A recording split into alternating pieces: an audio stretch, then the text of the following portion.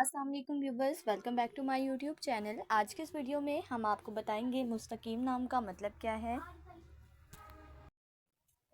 मुस्तकीम नाम का शुमार लड़कों के नामों में होता है। मुस्तकीम एक इस्लामी नाम है।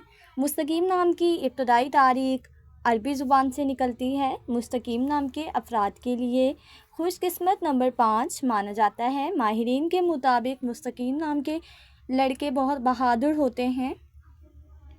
मुस्तकीम नाम का मतलब है सीधा रास्ता, दोस्त। मुस्तकीम नाम के लड़कों के लिए खुशकिस्मत दिनों में जुम्मा और हफ्ते का दिन शामिल है। मुस्तकीम नाम के अफराद के लिए मुवाफिक रंगों में बनफशी, नीला और काला रंग शामिल है। मुस्तकीम नाम के अफराद के लिए मुवाफिक पत्थरों में नीलम पत्थर शामिल है। खुशकिस्मती वाली धातों में हिंसों के हिसाब से लोहा शामिल है। फ्रेंड्स, अगर आप अपने नाम का मतलब जानना चाहते हैं तो कमेंट बॉक्स में अपना नाम लिखें। इंशाल्लाह हम आपके नाम की वीडियो ज़रूर बनाएंगे। Thanks for watching. अल्लाह हाफिज़।